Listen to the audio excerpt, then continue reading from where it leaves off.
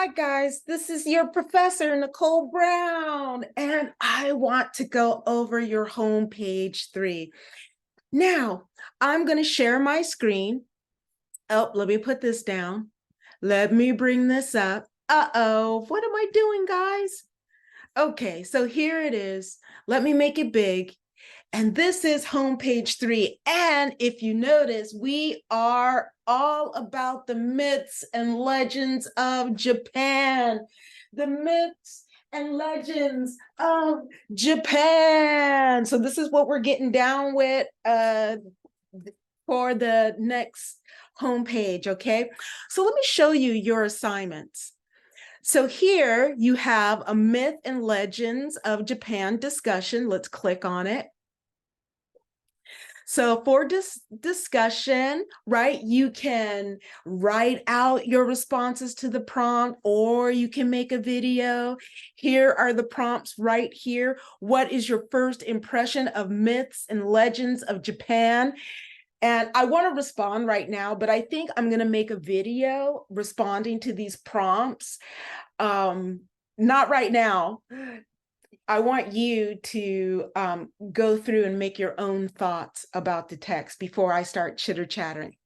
So based on your experiences reading other creation myths, how are the Japanese creation myths similar to the Norse and Native Indigenous American myths or other myths you read?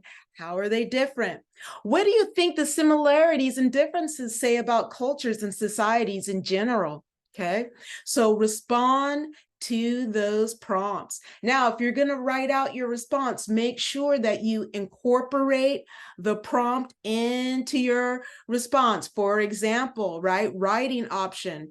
Here is an example of incorporating the prompt into your response. If you do that, then everyone will know what you are responding to without you having to put number 1. Here's the question. So you'll go, my first impression of myths and legends of Japan is that it's confusing. I had to read it several times and write the names down to do a chart for who is related to whom. I noticed that family is important. I did notice that family is important, right? Even though the characters may fight and argue, they reconcile, right? They come back together, they reconcile, which is a little bit different than the Norse mythology. Oh gosh, I just said what I thought. Let me stop. Okay. So let me go back here because I want to make a separate video for this and put it in the discussion. Then once you give your response, then you'll be able to see my response, right?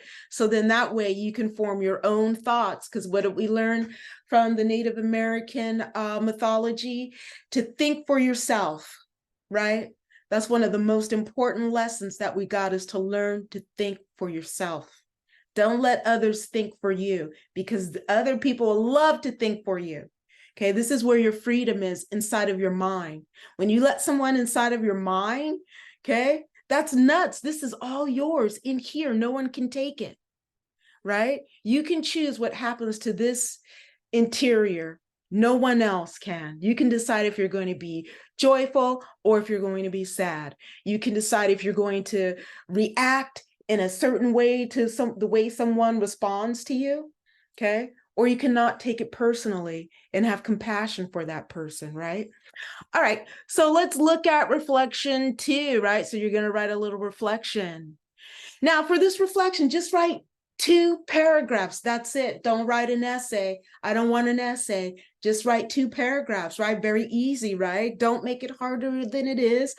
So I just want you to write 2 to 3 paragraphs. That's it. And you can choose. Here are the prompts. You can choose, right? You can write about a topic that inspires you, or you may choose one of the prompts below to help you compose your reflection. So number 1, worship of the sun is also a common theme in mythology, from the Greek Apollo to the Egyptian Ra, right? So we looked at Greek mythology, that module. The idea that the sun and the moon are siblings, as the female Aramatsu and the male Tsukuyomi are I'm sorry, is also a match in Greek mythology and the brother-sister pair of Apollo and Artemis, right? So you got brother and sister there. How does it relate, right? Susano saying that Yadamatno Orochi can be seen as a different version of the dragon slaying legend of the medieval Europe, right? So you have some choices there. Okay, what aspect of myth and legends of Japan do you connect with? Or says, do you connect most to? My bad, I can't even read my own prompts, right? And then we have one more prompt. So read through the prompts and you choose what you want to write about. You have choice, okay? 2 to 3 paragraphs, no more, no less, right? All right. So now let's go back to our home page. Let's look at that. I know, guys, I'm working on another computer here. And then here's a quiz, right? Do the quiz. Do the quiz, take the quiz, take the quiz, right? So you'll need your journal, right?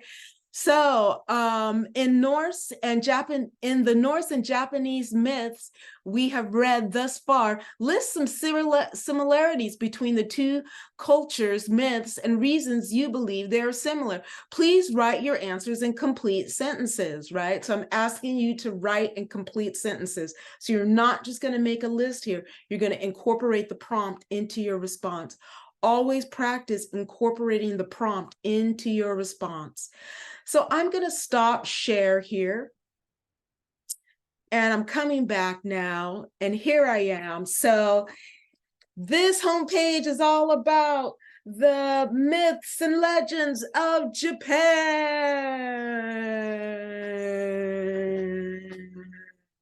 Okay. All right, guys. I'm out of here. Hopefully I didn't talk too long to you. And I will put something in the discussion, but not today, not tomorrow. And I'm not going to do it here, even though I started to, because I want you to form your own ideas. I want you to think for yourself, okay? No chat AI, because you have imagination and you are more powerful than any computer. A computer doesn't have imagination. You do, and that's what makes you a miracle. All right, guys.